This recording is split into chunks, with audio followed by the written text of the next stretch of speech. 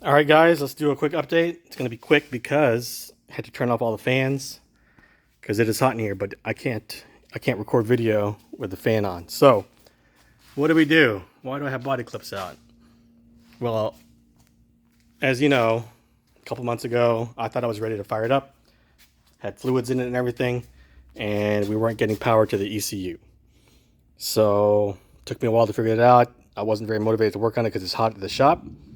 And down here in Houston, it's high in the 90s or over 100. It's been like that since May. Anyway, I tried an aftermarket engine harness. Same problem. We did some troubleshooting, and we figured out that the crank sensor and cam sensor, when you plug them in, voltage drops. But then if you unplug the C101 plug, which is on the body harness from the conversion harness, when you unplug that, the voltage comes back up. So I thought it was a problem in this harness. I contacted Rywire, and he gave me a few ideas, and it worked. So basically, we checked ground on the main relay. We did not have ground, so there's a constant ground on the main relay, which is under the dash in here. I can't show it to you, but I provided ground to it, and ECU fired up. So then we went through the calibration process, all that stuff, and we tried to do an initial crank so we could do trigger calibration and on the crank trigger, and we weren't getting crank and we weren't getting fuel pump. Okay, so we figured out the fuel pump issue. It's again related to the main relay.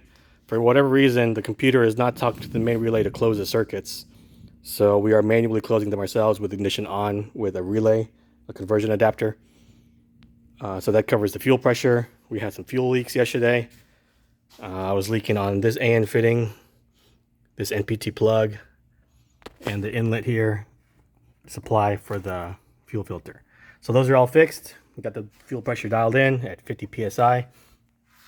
And then addressing the starter. So on the starter, there's only a few things in the circuit. You start at the key switch, and then you go to the clutch safety switch or the interlock, which is a button on the clutch pedal, which the computer knows you have the clutch pedal pushed in. That way you can't start it when the clutch is, you have to start it with the clutch depressed, so it knows you can't accidentally, start it in gear and it'll lurch forward. So anyway, that is the only other thing in the circuit, and then to the solenoid. So I checked the clutch interlock, and sure enough, the pad for the button is broken off the arm on the clutch pedal. I verified the sensor is good. I verified it cranks with the sensor depressed. Okay, sensor is good, so all I had to do was fix the clutch. But man, I had to pull out the whole clutch pedal assembly. What a pain in the ass.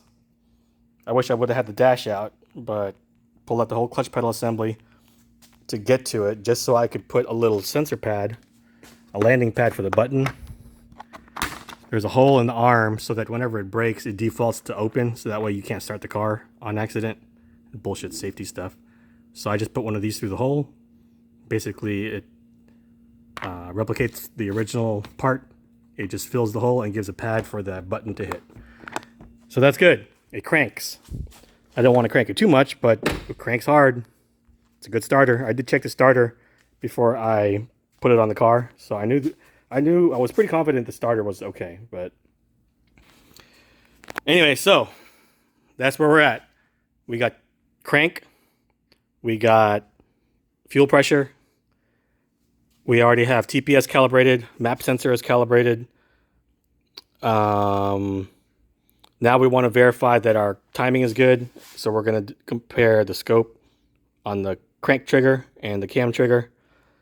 And then we'll be ready to do first fire. So stay tuned. This puppy is going to light off here in the next few days. All right, guys. Thanks for watching.